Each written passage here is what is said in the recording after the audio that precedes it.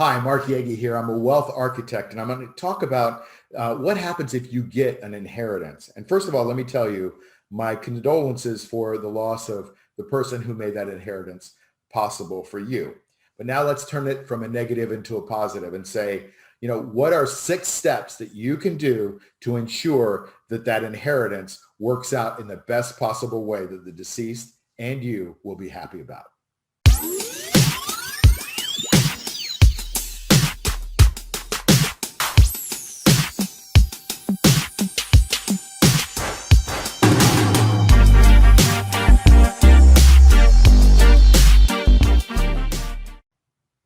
Okay, so I help 7 and 8 figure investors play offense and defense by creating safe, reliable income. And a few of them have come to me with inheritance questions. And those are some good questions because sometimes you're not ready to handle that money mentally, and mindset is a lot of the game when it comes to investing and money. And so you have to be able to handle your emotions and your mindset. And so there are a few steps that I want to talk about in this quick video that are going to just describe what you're going through and then also the steps that you can take to move through it. So first of all, you have to think, wow, I've got some inheritance. First of all, be grateful about the inheritance because that person who died could have chosen anybody to give that money to and they chose you. So be grateful, and that's going to allow for you to open up your heart to what's good about the inheritance and about the memory of your loved one. So the first question I like to ask, and I think you should ask, is what would the deceased have wanted for you? Don't worry about yourself and don't try to be, putting in your own filters, but what would the deceased have wanted for you? That's a really great question to ask. Maybe they would have wanted you to go out and enjoy your life, or maybe they would have wanted a college fund for your kids, or maybe they would have wanted you to be financially secure, or maybe they just said, you know what, when I die, I want them to have a big old party. Whatever it is, I want you to think about what the deceased would have wanted for you. If you had a conversation with the deceased prior to them dying, then so much the better. So start with that question and then sit with that for a little bit. Don't make decisions right away. So step 2 is to just hold off on making any rash decisions right away because you want to take this time to not only get your mind right and get the emotions right, but you want to mourn the deceased and you want to allow time for things to settle as you go through your process. And then you're going to need to make decisions because you're going to need to start doing something with that money. We'll talk about that in just a second. So the third thing is you'll probably want to set aside some kind of an emergency fund. If the deceased died and they thought, what I want to do is make sure this person is secure, then you probably should have an emergency fund. Most people build up a fund that if they lose their current income, they can live between 3 and 6 months. And so that might be a goal for you, is to build that emergency fund. And so the next thing, though, is step number 4, and that is that you need to realize that you must make a decision soon, because the longer you put off making that decision, the more buying power you lose with that money. So I had a client come to me a couple of years ago, and they had $2 or $3 million. I think it was about $2.5 million, actually, if I remember right. And they just were frozen. They didn't know where to put the money. They didn't know what to do with it. They didn't know if it should go to real estate or gold or Bitcoin or the stock market, or if they should just put it in the bank. And the first thing I'm going to say is, it's okay to sit in the bank for a couple of months. I mean, while you're kind of going through your mourning and your situation, but don't let it sit there forever, because if you're not astute with money, what's going to happen is inflation is going to eat it up. I don't know if you know this, but cars are not getting cheaper. Housing is not getting cheaper. Groceries are not getting cheaper. Things are going up in value. And so you need to be ahead of that. If you just let the bank sit there, I don't care what interest rate they're paying you, they're not paying you enough to keep up with inflation. And so every year you lose money. It's a guarantee. You lose money to buying power. You lose money to the inflationary pressures that are in your account. And so even if it's 1% that the bank is paying you and inflation is 3 or 4% in buying power loss, well, that's a guaranteed loss of 2 or 3%. So that's not very safe, right? It's not very sound investing. So realize that you need to make a decision fairly soon. And then the 5th thing is you need to devise a plan. Now, what I always tell people when they have an inheritance is if they're not savvy with money, and many of my clients are savvy with money, they've just never had a big chunk of money come in, some of them. But you need to start sitting down and devising a plan. Now, let me tell you what's going to possibly happen.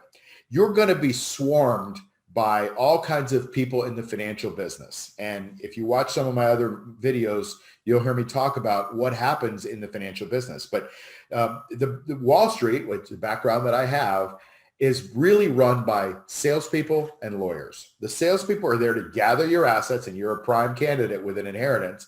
And the lawyers are to prevent the firms from getting sued by managing your assets and losing money or doing anything that does not serve your best interest. And so you need to know that. You need to be aware that they're going to be coming after you. You're a prime target, and they're going to be telling you all these beautiful things about compounding and asset allocation and diversification, dollar cost averaging, all these plans.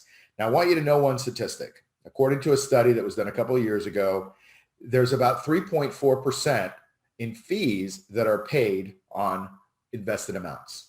Guess who those are paid for by?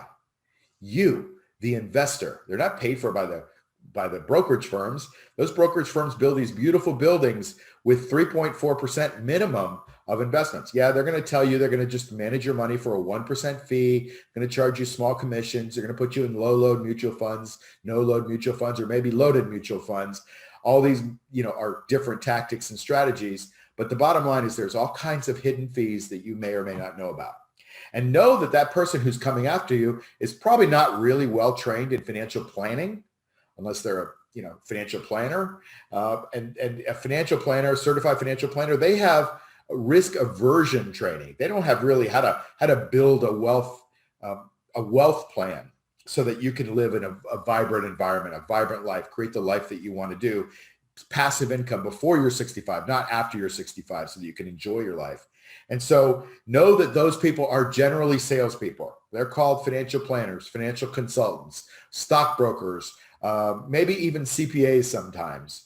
But I want you to be really careful about who you give your money to, who you give your trust to. I have a saying, never give up your power in your health, your wealth, or your time. And this certainly stands true right now. So what do? You're stuck. Here's Mark telling you to make a decision. And here's Mark also telling you not to make too rash a decision. So the answer I usually tell clients is to gather information. Find out what fits with you, who you trust, who makes you feel good, who makes you feel right. Find out everything you can about what they're going to charge you, how they're going to make their money, how they're going to get paid. Now, one thing that I think that everybody should know, whether it's an inheritance or any other kind of wealth plan, is that there's a lot of things that you don't know. It's always my job to try to open people's eyes to what Wall Street is up to what other possibilities out there. Sometimes you just don't know what you don't know. Now, here's what I'll tell you. You're gonna get approached by a lot of people, and maybe they're gonna tell you, oh, you need to be safe with this money. You need to take your $1 million inheritance and make sure you don't lose it. So we're gonna allocate your money between, among a few really key assets, some diversified exchange traded funds or ETFs. We're going to put it in some mutual funds, and we're going to maybe do an annuity so that you'll always get paid if if something happens for the rest of your life. And we're going to try to get you into something that's going to maybe make 6 or 7 or 8%, something safe. We don't want to lose your money, and they scare you, right? And they scare you because they don't know often what is out there. And so, I believe that you should, keep your feet on the ground, but that doesn't mean you shouldn't swing, right? Don't stand there and just watch the strikes come over the plate. Take action in your life. And by taking action, I will tell you, here's an option for you. Maybe you didn't even know this, but my hedge fund last year produced 139%. Oh yeah, I got lucky. Sure. And the year before it produced 101%. Yeah, I got lucky 2 years in a row. Sure. On average, one of my hedge funds makes 40% a year. On average, the other one's intended and set up to make more. And so there are ways without taking huge amounts of risk to create income. That income helps you play defense. But you know what? I can't really tell people this on the street. Most people don't believe me because Wall Street has indoctrinated us that 6 to 7 to 8% is safe. But anything over that, oh my God, they must be taking huge amounts of risk. Let me tell you, we take risk. We just don't take huge amounts of risk. And I would say that example that I talked about a second ago about putting your money in the bank and guaranteeing you're going to lose money, if somebody's advising you to do that, that's the riskiest possible thing you could do. It's a guaranteed loss. Now, you get the return of your capital, sure, but it buys much less than when you put it in. So you want to get decent return on your investment without taking crazy risks. So I'm not going to tell you to put your money into a lottery and hope you, buy enough tickets that you're going to win, because that's foolish. And that's what a lot of people think is risky, right? And it is risky. The chances of you winning the lottery are pretty slim. But there's a way to put your money into a system and use the other people's thirst for gambling. And there's a lot of gamblers on Wall Street. Use them to pay you in any transaction, especially let's look at a Vegas transaction, right? The stock market is not Las Vegas, but a lot of people think it is. And in a lot of ways, maybe it is. But they'll look at a transaction in Las Vegas. There's the house and there's the gambler. Okay, there's nothing wrong with either one of them. Both of them coexist for each other. The house doesn't exist without the gambler, and the gambler doesn't exist without the house. The question is, though, who has the building? Who has the beautiful building with the beautiful hotel rooms and the beautiful showrooms and the beautiful lobbies and the beautiful casino? It's the house. You think the house built that on a bunch of winners? No. It built that on a bunch of losers, the gamblers, the people that know, hey, I'm going to go to Vegas and I'm going to take $1,000 with me and I'm going to lose it. They know that, and they're okay with that. And the house figures out ways to get you out of that. Now, the edge is to the house. It's not a big edge, but they just know that if you sit at that table long enough, they're going to take your money. We do the same thing in the stock market. And that produces returns of 8 to 20% minimum, I'll say, without taking a huge amount of risk. We call it safe, reliable income. But that's just one possibility. I'm not saying you need to do business with me. I'm saying there are other ways to do it, but you need to open your eyes to it. You're going to be reading Susie Orman and Dave Ramsey and David Bach and all of these financial gurus, and they're going to tell you to save your way to success, or cut back on the number of lattes that you take in, or scrimp your way to abundance. It's not going to happen. You're going to have to put some money in an allocation of things. So I always say diversify among asset classes. And maybe you want to do this with your inheritance, but within an asset class, concentrate. So I kind of believe that people should have some real estate. Maybe not a lot. Maybe it's just your home, which, by the way, is not an investment. It's just a place to live. Okay. And, have some real estate. That's great. And have it hopefully being income producing real estate. Number 2, you should have money in stocks and options and bonds and financial instruments and intangibles, because those are the things that help you hedge inflation and get ahead of inflation if you have a good investing system. Have some money in alternative investments, things like gold, Bitcoin, silver, platinum, oil, things like that, commodities, little alternative investments. Maybe have a little exposure to some international investments, because the United States and Canada is not the only game in town. There are other investments around the world that pay really, really well, and we don't even know about them here in the United States most of the time. So allocate among those asset classes. But within the asset classes, if we're in real estate, for example, don't own residential homes and strip malls and car washes and parking garages. Get good at something. If it's apartments, you're going to start to build the number of apartments you have. If it's in the stock market, figure out a system that you want to invest in that's safe and reliable and that's going to give you those good returns. And shy away from the lazy way of putting money away, which is, let's just put some money in a mutual fund and diversify among a bunch of average assets. And then you'll get an average return of 6 or 7 or 8 or 10% or whatever. I mean, the stock market does 9% in the last 100 years. You better be able to do way better than that. Otherwise, you're just average. And I don't know about you, but I didn't wake up this morning going, oh, I'm so average. I can't wait to be average today, right? So watch out for that.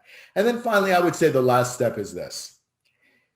Think about the deceased and celebrate their life. Celebrate the things that you remember about them. And by doing that, what I'm going to say is that you should have some fun. I'm sure that when they left you that money, if they're looking down, they're saying, you know what? I want them to go enjoy their life. And if you can remember them and you can have a celebration about them in whatever way it is for you, I think that's a healthy thing. And so go back through those steps. Realize, let's go. Number 1, I'll recap. What would the deceased have wanted for you? Number 2, don't make hasty decisions. Don't need to make a decision right away. Number 3, you'll want to build an emergency fund. Number 4, you want to realize that you need to make a decision soon, because the powers that be, inflation specifically, are going to be eating away at that inheritance. And you want to make sure you put that money to work and get it going as soon as possible. Then the fourth one or the fifth one is to devise a plan. Figure out what your plan is going to be. Maybe it's you're going to take half of it and put it in the stock market, and the other half you're going to pay off your mortgage, or you're going to build that emergency fund, or whatever it is for you. You're going to put it in the stock market, and you'll call me and you'll invest with me. Whatever the case is. That's just a little suggestion. And then finally, you're going to celebrate the life of the deceased and have some fun. So I hope those help you when it comes to what you can do with your inheritance. Again, my condolences for losing the person that was important to you in your life that gave you this inheritance. But now let's make the best of the possible solution, make the best of what they would have wanted for you, and turn it into something really, really positive. If you liked what I shared in this video, apply now for my Investors Mastermind group, where my students learn to lower their risk for consistent, reliable returns month after month. Click the link in the description below to learn more, and click the subscribe button for more videos on growing your wealth with the stock market.